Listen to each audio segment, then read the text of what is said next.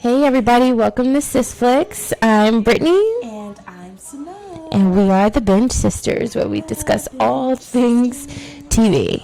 And today we are going to get into the Season 2, Episode 10, the finale of From, and give you our thoughts, feelings, review, reactions, predictions, theories, etc. So let's jump right into it, Simone. So, I'm excited because one of the things that I previously predicted actually came true, which was Tabitha going back to the real world, so to speak, when we talk about the distinction between Funland and life as we knew it. I was excited to see my prediction come to fruition. Well, let's talk about that, right? Because, listen, I wasn't necessarily right, but I wasn't necessarily wrong, and I want my credit, okay? That is true. Because we discussed last week that my prediction was that someone was going to wake up from, like someone was going to leave from. I don't know why I felt like it was going to be Kenny, because that was my prediction.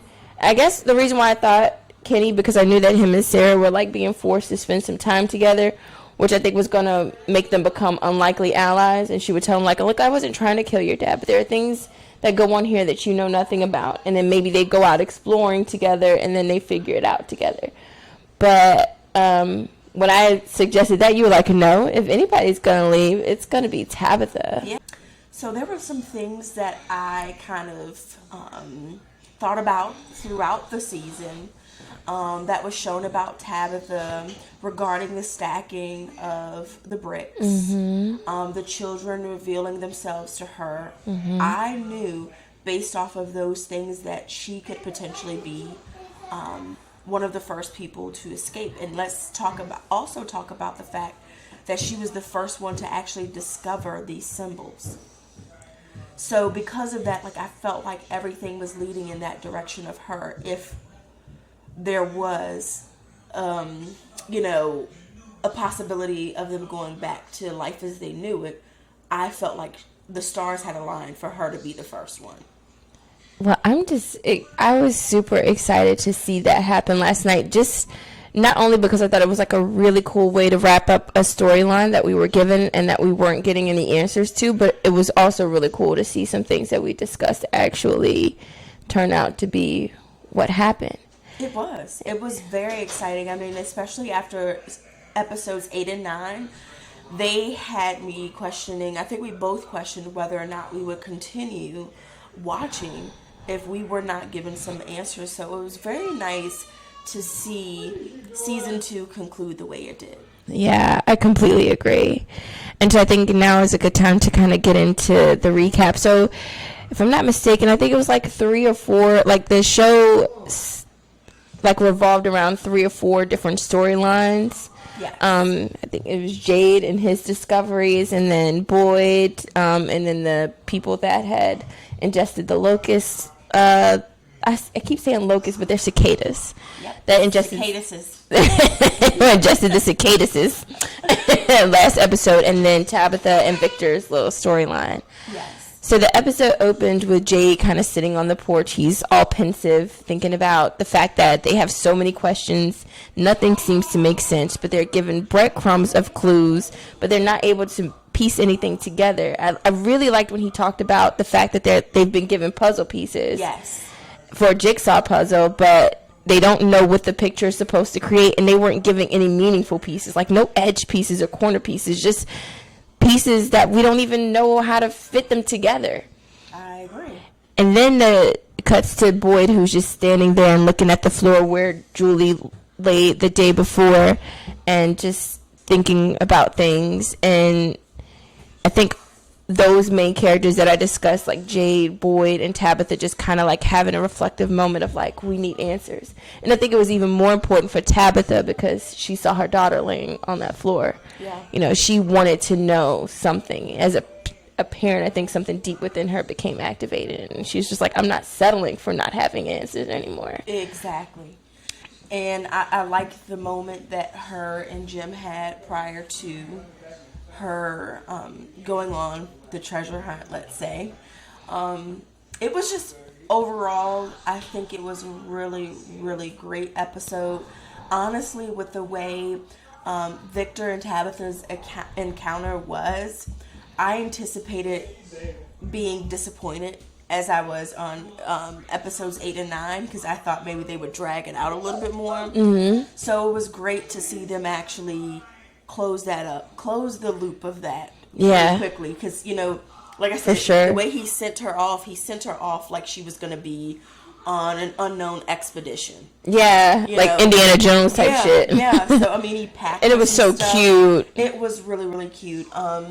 So, yeah, I'm just so excited. I can't say it enough that I'm really, really excited to now have some sort of conclusions and some things revealed. So, yeah. Yeah. And so then, like, with Jade's storyline, like, it's almost like, I don't know, it was kind of, for Jade's storyline, it was almost like a character development arc that he was going on. Because when we met Jade in season 1, he was a very arrogant, self-centered person. I mean, he had I'm not going to say he had every right to be, but I kind of understand where the arrogance was coming from. He had just, you know, sold off a company that he built from the ground up. And so he was on the high of that.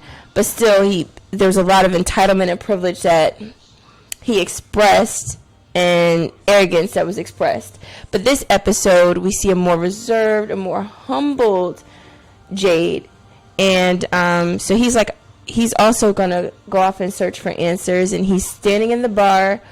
He sees dead Tom. And I think that it's kind of like, that's why I feel like it was a character development situation for Jade, because he's going back and forth with what I believe is himself, but he's manifested this other version of himself in Tom to kind of bounce his ideas off of. Like, but yeah, I know you think that this is like a suicide mission, but think about the fact that you could save lives. Mm-hmm. And I love that they brought up the trolley thing, because it was something that I had learned about in philosophy when I was in college. But I don't know if anybody's ever seen this. I don't know if you've ever seen it, but there was a show on NBC called The Good Place. Yes. And Chidi, there was an episode where they talked about the trolley when Chidi was talking to Kristen Stewart's character about the moral dilemma of the trolley. Okay, so you see the trolley is headed to, and there's no way you can stop it. So it's going to kill these 5 people, or there's a lever you can pull that'll send you to another track, but there's still one person on there. So it's like, if you're going to have casualties, either way there's going to be a casualty, wouldn't you want to take the route that's going to have you less casualties and can save people in the process? Mm-hmm. And so I think that that's kind of like how that moral dilemma plays out for Jade, is through manifesting it through Tom, the memory of Tom. He goes down into the cave, he ties a string to a tree so that he can find his way back. And then he sees the Ankui kids, and they're around him in a circle. They're laying flat on these little slabs. But first, there was like a really cool jump scare moment, right, with the doll. Oh, yes. I almost jumped out of my britches, but we won't talk about that. I thought that was really cool, because we saw the doll thing, and we saw that Victor and Tabitha also saw the doll, but then it was never discussed again. Yep. So it was really cool to see that come back into play.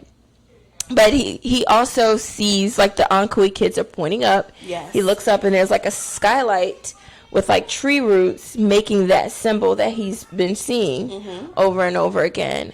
And we were instantly like, oh, my gosh, this means that he is going to find the way out. Yep. But then we realized that it was just a vision. And that's really where Jade's storyline kind of leaves off. And then Boyd is just he's also dealing with some character stuff here. Yes. And which I think I want to talk about later when we start getting into theories and stuff like that for season 3. But he's cursing God out. Yes. Like, I want answers. Mm-hmm. I want answers. What is the point of all this? And then, of course, Donna showing up at the right spot at the right time every time, talking some sense into him, because Ellis and Fatima made the choice they don't know how much time they have, but they want to make the best of whatever it is that they're given. And they want to marry each other. They're committed to each other. They love each other. And they want to celebrate that love. Yes. So Donna was like, I know you're the hero of the story. You have this hero complex. And that's fine. We do need our hero. Yes. But for now, just live in the moment. Let's focus on the moment, enjoy the moment. Your son is getting married. Yes. So I thought that was a really tender moment when he walked Fatima down the aisle, and Fatima and Ellis say their vows to one another. And then something that Ellis said to Fatima in his vows about her being his light in all the darkness around them triggers something. It was. I liked his vows. I thought they were really sweet. Yeah. Really sweet. And then it triggers something in Boyd's memory that when he's like, I gotta go. Yes. I think I know what I need to do now. Because if we rewind a little bit, Kenny, and Sarah were in the woods searching for answers. He brought Sarah out there. He's like, you claim to have a connection. That's another thing, too. And so that was another thing that we talked about, too, was we were like, what happened to Sarah's connection to the place with her hearing the voices and stuff like that? So this episode really took us back to that. Yes. So prior to Ellis and Fatima's wedding, Sarah, Boyd, and Kenny were out in the woods trying to search for answers. She said that, those people that ingested the cicadas are dying. You need to stop the music box. But if they die before you do all of that, there's no hope for anybody here. So that's what caused him to go into a panic, because he was blaming himself for even the cicadas being an issue to begin with. He brought them there when he had the larvae in his arm. And I can remember screaming at the TV, being pissed off with him, saying, fuck, you brought this here, so you need to figure out how to fix this issue that you brought here. I remember being upset with him, and seeing that moment that he had in the church was pivotal for me, because here I am pissed off with him once I learned that he's the reason for the cicadas being there. He brought them there when he had that moment with the guy in the cave. But seeing him as equally pissed off with himself as I was, it was a little bit of humbling for me. It made me feel like, okay, well, at least you're not oblivious to what you could have potentially brought in and caused. And at least you're trying to, like, you're cussing God out, trying to figure out what the fuck it is that he has planned for you, but also sticking to the plan and figuring it out, putting yourself in the line of fire as, okay, if I'm the person that brought this here, then I need to figure out how to rid this and fix whatever I brought here. So that was a really good moment for me. Yeah, it was so many satisfying moments in this episode. And Boyd coming to the realization to the part he played in the current disaster that was going on was very pivotal. So for some reason, I don't know, and that's another thing I want to get into when we talk about theories too, is that Donna tells that guy to lock up all the guns. What was that about? But in any event, she tells her to do that. Reggie, the crazy guy from the episode before, he slits that guy's neck, steals a gun, and he's like, I'm gonna go rogue, basically. And so as Boyd is lighting the torch and heading out, Reggie confronts him, holds him at gunfire, and he's trying to explain to Reggie that he knows what the problem is and he knows how to fix it now.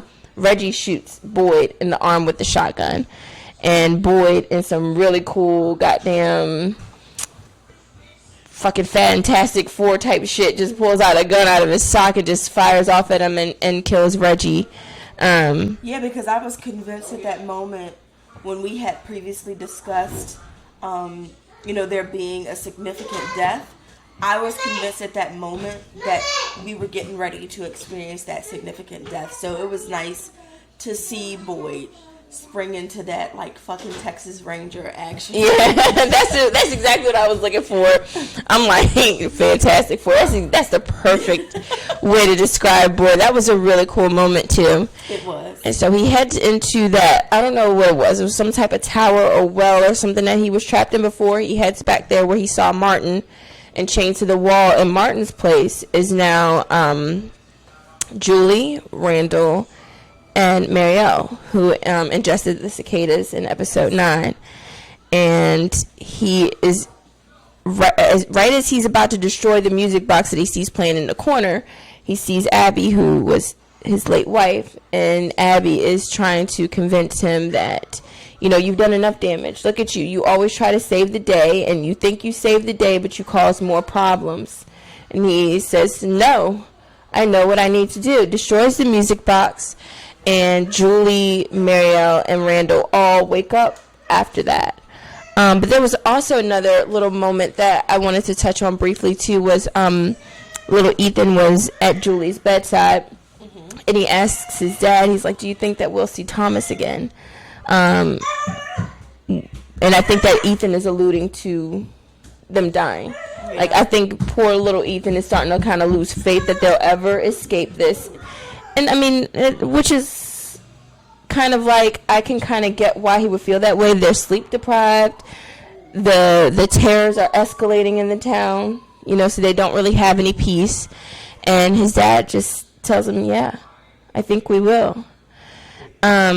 So I just wanted to mention that because I kind of glossed over it in my recap. Yeah, something tells me that maybe the dad will. I don't see Ethan seeing baby Thomas again. I feel like him and Julie will be among the 7, the chosen 7 that actually gets out. So you think that there's some significance with 7? Yes, I definitely think that there's some significance. When we talked about Tabitha and the bricks, there were 7 bricks. There were 7 children laid on the bricks when Jade went into the tree. The cave. Mm-hmm. There were 7 children. So I think that there's some significance to that. That is just a preliminary prediction, but I feel like only 7 people will make it out. Yeah. Well, we're going to just definitely dive into that more when we get into our predictions. But last part of the recap, I wanted to get into my favorite storyline of the night, and that is Tabitha and Victor's storyline. Yes. Just, so she is like, she's going to go out into the woods. She's going to go. She's made the decision in her mind, but it's almost like she wants to go to her husband, too, to just kind of like, not that she's looking for his permission, but almost like she's asking his blessing. Yes. Are you going to allow me to do this? And he's hesitant because he's like, remember the last time I had some harebrained idea and it didn't work out so well for us? Mm-hmm. It led to a house falling on me. And she is insisting that this is different. Yeah. And he has reservations before because I think the arrogance in him wanted to be like, well, what's so different about your idea? But then he takes a moment and he's like, okay, reluctantly gives his blessing. She leaves. And then her and Victor go to the faraway tree that's located near the bottle tree. He's telling her that this was where I found her. She didn't quite make it. She knew that this faraway tree would take her to the lighthouse, but she didn't quite make it. But I packed you some things, which is the moment we talked about was like really cute. Yes. With him packing her a little lunch, so to speak, in his lunch box, his prized, treasured lunch box that he has had all this time. Mm-hmm. He gives to her, wishes her safe travels. She hugs him. That little moment that they shared was just so sweet to me because it almost made me feel like she was so motherly with him. It almost reminded me of how she is with Ethan. Yes. And I think that was so good for Victor, too, because he has been missing his mother and craving that mothering and that nurturing. So it was one of my favorite moments of the night. And then she gets into the faraway tree, and sure enough, it takes her to the lighthouse. She climbs up to the top, and she looks around, and she takes in the view, and then she sees the boy in white. Mm-hmm. And he tells her, he said, I'm sorry to do this, but this is the only way. Mm-hmm. And he pushes her through the glass. And then Tabitha wakes up in a hospital bed, and she's like, what is going on? This is not where I was. And I think she knew then, and she had a feeling that she wasn't where they were anymore. She got up, she looked out the window. A nurse is surprised to see her standing, so she's like, hold on, wait a second, I'm going to go get the doctor. And while she's looking out the window, the doctor comes in and lets her know that, we found you, some hikers found you and called you in, and how did you get there? Mm-hmm. And then that's where the episode leaves off. Did I miss anything? I tried to keep the recap short and sweet, but so much happened. I think you covered it all. Yeah. I think you did a really good job of recapping it. All right, so then now let's get into some of any moments in particular that you want to dive into, any theories that you want to discuss. So, I do want to dive in quickly to a theory. Mm-hmm. So, seeing everything play out the way it did yesterday, I honestly feel like somehow it's significant in the sense of, seeing Tabitha travel with her family. I think, and the significance when you think about the RV, how it was found turned over. I think Tabitha was thrown out of that vehicle. And the hikers found her because she was thrown pretty far, whereas the other family was still inside of the vehicle. And I truly, truly think From Land is a representation of them being in a comatose state. Where their consciousness is in limbo. Yes, their consciousness is in limbo, trying to find its way back to the body. And I think the people that die along the way in From Land actually die from whatever comatose state that they're in. Tabitha just so happened to have found her way back into her body. But I think it's going to end up coming out that, because she's going to ask the question, where's my family? And I think it's going to come out that, unfortunately, they're still in a coma. I just also think it's so interesting, too, because I love that we got answers, right? And this is what I like here, because we got answers, but we also are presented with new questions. What is From? I like your theory, right? But what if that's only her version of From that she remembers? What if everybody, when they come to, they're going to remember something different? Or what if it's just, I don't know. What does it mean for the people in From? Are they going to find Tabitha's body, or are they not going to find Tabitha's body because she made it out? Like, I just have so many questions about that. And that was another prediction that you had that ended up kind of... So I just feel like if your theory about this being like a limbo land for the consciousness, I just wonder what that means for everybody else. Like, are their experiences in From going to be the same? Is this a shared consciousness? Is this a shared memory that they're all going to have, or is she going to have a different interpretation of her time in From as opposed to everyone else? Yeah, and I also one other thing that I thought about in terms of talking about that, because one of my predictions too is that Jade is going to be the next one to get out of From Land. And you brought up a good point the last time we talked about episode 9, that the potential of Jade and Tabitha actually having a relationship will now be that time for them to explore a more intimate relationship if they both make it out, and the search for more answers to figure out how to get her family members out. Will there be some type of love connection that develops amongst the two of them? And also, could I be right about there being 7 people that will be elected to be freed from Land, and who would those 7 people be? And that's interesting too, because as I watched that episode, I started to think that maybe my theory of a love connection forming between Tabitha and Jay was just not likely, being that she made it out. I was like, oh, that's one prediction that fell through the cracks. But maybe if he ends up being the next one to make it out, maybe they will, in the quest to try to find their loved ones and the people that they care about that they met in From Land. But I also wanted to kind of elaborate on your theory. When I was talking about Boyd, I was like, I want to get into my prediction later. But if your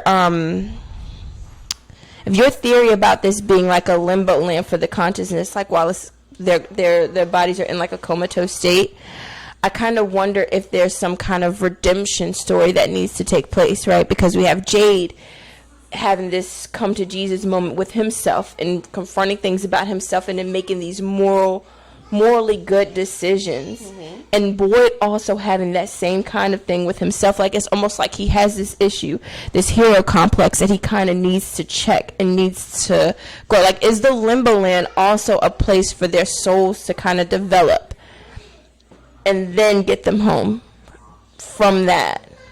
That could be a really good one.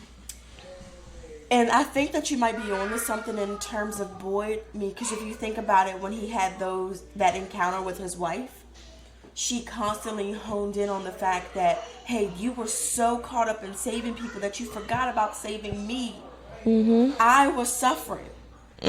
Does she want him to remember those things so that he'll never progress and move forward? Is that why she's constantly reminding him or telling him whatever decision he thinks that he's making that could potentially be right is wrong? Because she wants to hold him, or whatever from land is. Maybe there's a manifestation of his wife, but there is somebody else. Yeah, I don't think it's her. Whatever from land is wanting to hone in on their weaknesses and try to get them to stay there, to not progress to the next level. Yeah, I think when they try to confront different parts of them that they're trying to overcome, I think they like, it's almost like it's a play on like the human condition, period. You know, when things become too difficult for us to remember, like without us even being consciously aware of it, our brain will rewire those memories. And I think that's kind of what happens when they have the visions of Father Khatri. It's almost like it's his consciousness talking to himself. Yep. But it has manifested as Father Khatri for the delivery of the message that he needs to hear. And when it's Abby, it's like that part of him, like he has deep regret surrounding Abby. So I think that's why that part of him manifests itself as Abby, because there is so much emotional trauma and connection to her. So the things that kind of keep him stagnant and want to hold him back from finding his purpose and fulfilling what he needs to do takes that shape, takes the form of Abby for him. Yeah, I think that's a great idea, Brittany. I think you're on to something with that. And, you know, just bringing it all home as it pertains to having those moments where it's those banters back and forth between Father Khatri and his wife. When you think about it, it seems to be the people that you had the closest connection with that shows up. So I don't ever remember Jade and Tilly being extremely close, but maybe that could be something that I missed. But it's making me feel like I'm right along the lines of that. Like the people that you lose that you're the closest with are the people that we see on screen, in terms of the people that you're bantering back and forth with. I am also curious to see what happens with Sarah. Sarah, she's almost like the psychic medium of the group. So I'm still just trying to figure out her purpose and why these people chose to come to her and tell her, hey, if you do this, you will get you free. But also she's the person that's righting her wrongs, and how she's able to right those wrongs is through these visions. What's going on with I feel like in terms of the people that I'm struggling with the most in understanding their purpose, it's got to be her for me. Yeah. And I feel like this show is so wonderfully layered. Like, I feel like what we think we're seeing, we're not seeing. And that's why I think that there will be a time and space element that comes into play. Like, what we think, we're being told a linear story, but we're not. So I think some of those people on the bus arrived as like manifestations of their consciousness again. You know, I'm struggling to like kind of narrow down my theories, but I feel like what we think we're seeing, we're not really seeing. We don't know. We are only experiencing the tip of the iceberg. This is a very deep, very layered show, and I'm just so glad that I stumbled upon it. I'm so glad that I maintained my patience and made it through, because this was episode 10 was a really good payoff for me. And again, I have a ton more questions, but I'm satisfied with the answers that we got. I'm satisfied with finally seeing things move along. Like when he was sitting there and talking to Donna and telling her all those things, I'm like, why the can you do this like 5 episodes ago? I wanted to see y'all get together. I wanted to see y'all talk. I wanted to see y'all claim community so much. Where's that community of like, let's share our experiences, let's share what we're going through, and let's try to figure this out together. But everybody seemed to be on their own individual journey. But maybe that's kind of the point, though. Yeah, I will agree. And we've also previously talked about there being a potential mole. Honestly, I know I threw out a couple of different names, but I think if the theory of there potentially being a mole in From Land, I think I'm going to bring it back home to Donna. You know, it's just something is mystical about her. I have an interesting theory about her. I can't figure it out quite yet what it is, but it's just like she shows up in I don't want to say the most inopportune times, but I feel like she shows up at the perfect time. The most inopportune time since would be when these people are like discussing some very important things and you potentially feel like some things will come out. And then Donna's like, okay, you're falling off the fucking deep end. Back in. You know, so, but something is going on with her too, that she's another one that I can't quite put my finger on. But if I had to predict there being a potential mole, it would be her. I think that her going into the mole status was for her own benefit. But I think we're starting to see a shift in how she shows up as the mole.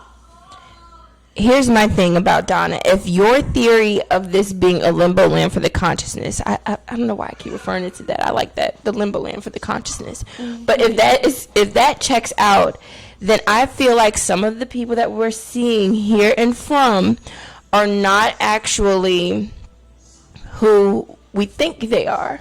There are some people here that are just in from, that are guides for your consciousness. I think Victor serves that purpose, and I also think Donna serves that purpose. So there's a phenomenon, I don't know if you're familiar with it, but there's like a thing that people that have been in like terrible, almost like life-threatening accidents have experienced, where someone will come and help them out. They feel that is real, but when authorities finally arrive and they're like, well, where's the guy that helped me? Guy that helped you? There was no guy here. And they always talk about this experience of like, it's I can't remember what it's called, but it's a thing. I'll research it and we'll discuss it later. Yeah, and I think that Donna is that person for people that come to From. She is that guide to kind of help you ease you through this. And I think that when Boyd arrived, I think Boyd may have taken her off of that purpose a little bit, which is why you got to divide where, okay, if you think that Superman over here knows what's best for you, go to the town and follow him. But if you want to, you know, we do things together and we're a community here, then you can come to Colony House with me. And it's so funny too.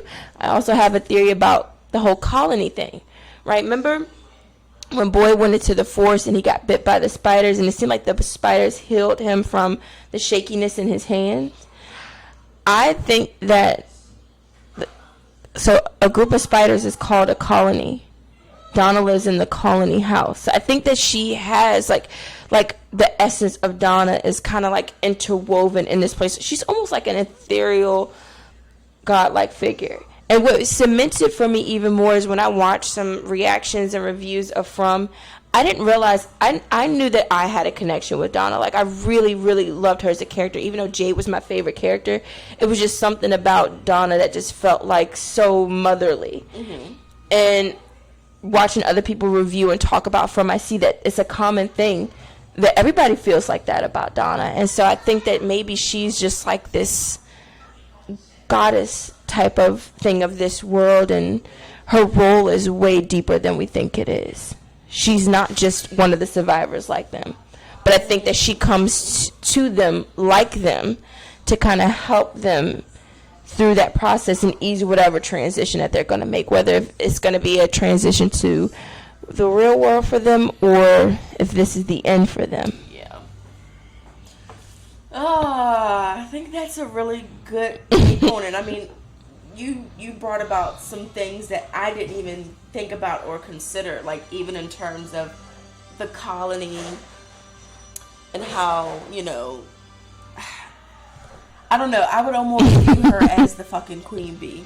Yeah, like God. Like, she's God of that space. Like, she's not the God, but in that space, it's kind of like, I don't know. I don't know. I kind of wonder, like, what does this mean for Fatima with her being pregnant? And, you know, Donna's reaction, I was like, her reaction to that news definitely felt like she knew something that we don't, and I can't wait to see what season 3 has in store and what will be uncovered, especially about Donna. Yeah, she's like the most interesting character to me now. I don't know who's more interesting, her or Victor. Yeah, I'm honestly, speaking of season 3, I'm honestly hoping that we will get more of a backstory in terms of Victor and Donna, because I would like to see, out of all of the characters that we have remaining, they are the most attractive ones to me and the ones that I'm most interested in learning more about. And so, yeah, for me, I wanted to abandon the idea of a mole, but I don't think I'm abandoning that idea at all. I think that it's what a mole is sort of taking a new shape for me. Yeah, I think that my idea of a mole is sort of like kind of taking on a new idea. Like, the mole is someone who is there only to serve the individual's consciousness as they're guided through this place, right? And so now that I'm diving into that territory, I want to, like I said, I'm fully sold on your theory. But when you told me about your theory, it got my brain thinking. Okay, so Kenny, I think that he is an actual person that is stuck in limbo, but I don't think his mother's there at all. I think that she's someone who's a manifestation from his consciousness, and that's there. And that's why we get the idea of her, like, why does she know so much? Why does she why does she have this role that she has in the town? Like, she's the town's cook, and she's nourishing the people, right? So that's what she is. And this is going to be so heartbreaking, but for Boyd, I don't think Ellis is there. I think Ellis died. And I think having him and Fatima kind of like, I think it's almost like him getting to make peace with that part, because he never really got to see anything happening with Ellis. His life was tragically cut short in that accident. I don't think he made it out. And so Ellis is kind of there as someone that's kind of like helping Boyd not give up. Because I think that I always wonder, like, how is it that people can go on when they lose someone in such a traumatic way? And I think a protective mechanism of our brain is kind of, it gave Boyd Ellis. So I don't think Ellis is really there. And then for Tabitha, I think that her entire family is there. But I'm also like on the fence about Jim. I don't know if I feel like Jim is an actual person whose consciousness is stuck there, or if he's just a group manifestation between her, Julie, and Ethan. And then I already said what I feel about Donna. I think that she's just been there so long, and Victor, that neither one of them are people that can ever escape from. When Victor said, "This is my home," when Jade asked him, "Do you want to go home?" No, this is my home. I think that he's also one of those guides that are there to kind of just guide the consciousness of the souls that are actually there. So that's my theory. I mean, I could definitely be wrong, but I think you might be onto something, though. I really, truly do think that you're onto something with your predictions about Victor and Donna. Because they do come off to be the ones that's most knowledgeable about Frumland, and Victor takes a keen, he's almost like the fucking drone, how he constantly oversees the property and he knows what trees have moved, and maybe these trees have not moved. Maybe they're still everything is still the same, but the routes to get out has moved. Maybe that's what's moved and not the trees. Yeah, because I also saw a theory about there being competing forces in Frumland, and this would check out if what you say is right about this being a place for their consciousness while they're in a comatose state, is because there's going to be a force that's going to be trying to pull you away and saying, you need to go, and then there's another force that's saying, no, you can You can have more time in your body and in your life. And so if that's what's happening, Victor may think he knows everything, but that competing force that's competing against him and Donna may be trying to fuck with them a little bit. Oh, you think that you're going to be guiding these souls back to their body? No, we have a claim on them. We want them too. So they're not just yours. And so I think that could explain why to Victor things are shifting. Where he's used to there being one season, he's like, oh no, things are changing. When they're realizing that, oh, these people actually have a chance, we're upping the ante every time. And so there's a theory about this being a card game played out, and I can kind of see that too. Yeah, so many interesting theories. I know, and now it's like, now that you brought that about, I don't know. Now it has me questioning what I thought about Jade too. Would it be too easily predictable if he got out? Well, I know we talked about off camera the children, the Ankui children, kind of like choosing their person. And so I think they chose Jade. So I don't think that it would be too predictable of him leaving. I don't think so at all. I just don't.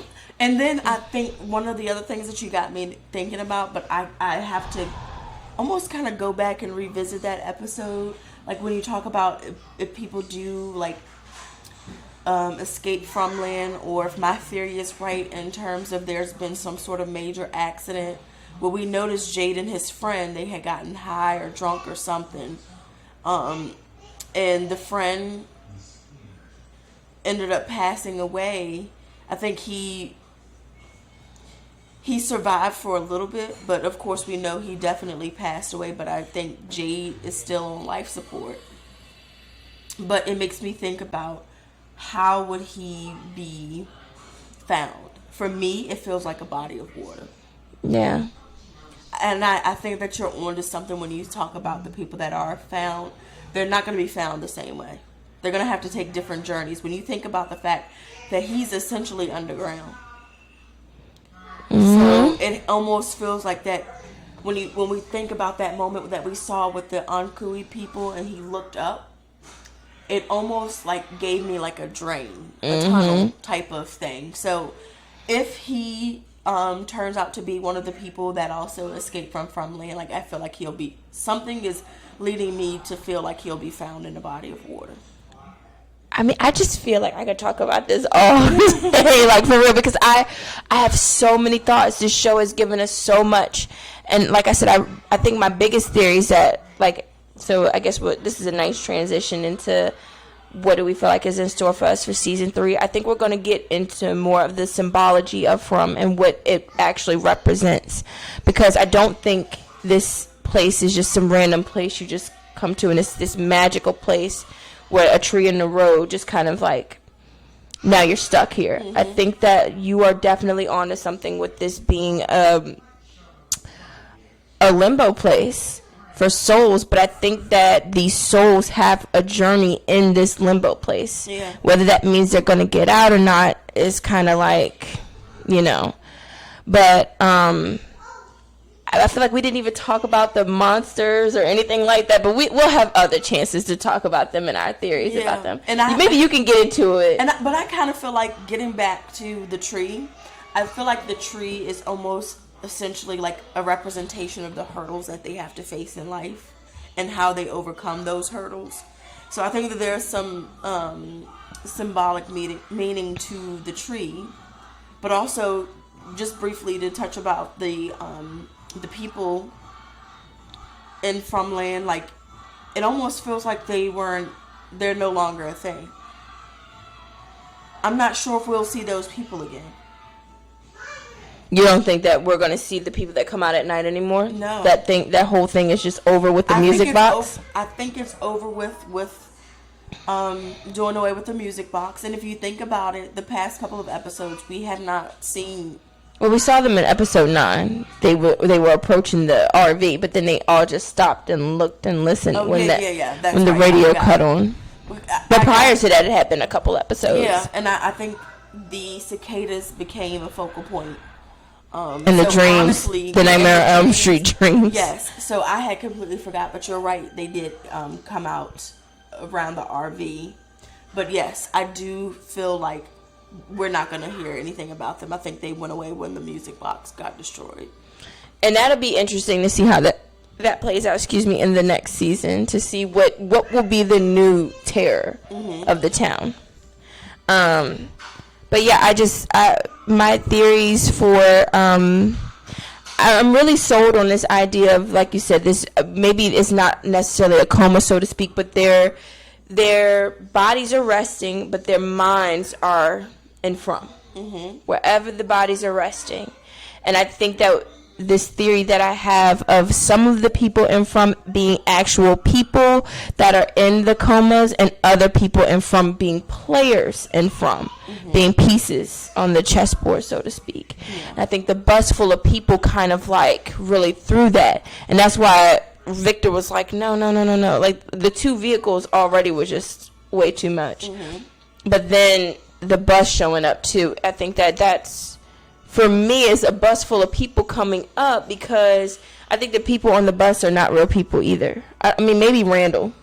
Randall may be the only one. I think that everybody else is kind of like a manifestation for the rest of the people. So you think like Maribel is a manifestation? Marielle is not there. Yeah, Marielle, I don't think she's there at all. I think that she is a hurdle, because I think Christy is one of the real people, and I think that Marielle is a loose end that Christy needs to tie up. Yeah. So I think that's why she arrived on the bus. And I'm still like, I get that Ellis is biracial and Fatima is not black, so how could they have a black child? But I haven't dismissed the theory of Elgin being a child of theirs from the future, because I think that Fatima and Ellis had a relationship outside of from. I don't know whether or not she's a real person yet, because I haven't really thought this theory through. I'm going to do a rewatch, and so then I'll be able to check whether or not certain aspects of my theory track. But I think that Ellis and Fatima knew each other outside of from. So I don't know if their whole relationship playing out in front of Boyd is also his manifestation of them, or if Fatima's also there too, having a shared experience with Boyd, and Ellis is a connection for the both of them. Because I think that she really is pregnant, really is going to have a baby, but I just don't know what it all means. Yeah. She could. That's probably why she's thinking, like, this is a miracle that I'm pregnant. Like, a part of her knows that she's, like, not fully present here, that she's present somewhere else. Yeah. I think so, too. I think you're on to some great things. Talking about predictions for season 3 before we wrap this up, what are your thoughts about more people entering from land? I mean, that'd be interesting to see. I was thinking that maybe, remember my prediction was that maybe some new people, or was that your prediction? Mm-hmm. It was your prediction that more people would show up. I knew it was discussed. I couldn't remember if I thought about it or you did. But, I mean, I could see more people showing up for sure. For sure. But I want us to be able to, like, I want the show to not get too chaotic and all over the place with storylines, because we already have a lot of people to try to keep up with, and names and everything like that. Yeah. I agree. I don't know. I just feel like, I know for sure I want to see more of Donna and Victor's storyline. I want to be able to definitively say whether Victor's mom and sister got out of from land. I do want to be able to wrap that up and, you know, understand a little bit more about Victor and Donna in season 3. So I'm hoping that it does that for us. Yeah. Oh my gosh, well, this has been a great discussion. It has. It's been really great. I've enjoyed it. I've enjoyed the recommendation because as I've said before, of course, when my sister recommends something, I'm like, you know, I'm not really sure about this because our taste is a little bit different. But this was one that I actually thoroughly enjoyed. And I cannot wait to discuss this more and see if some of our predictions become a reality in season 3. So until then, until next time, guys. Thanks for watching SisFlix. We are the Bench Sisters, and we're out. Yes, and don't forget to hit that subscribe button below. Like, share, comment below. We want to hear your thoughts and theories too. Have a good night, everybody. Bye.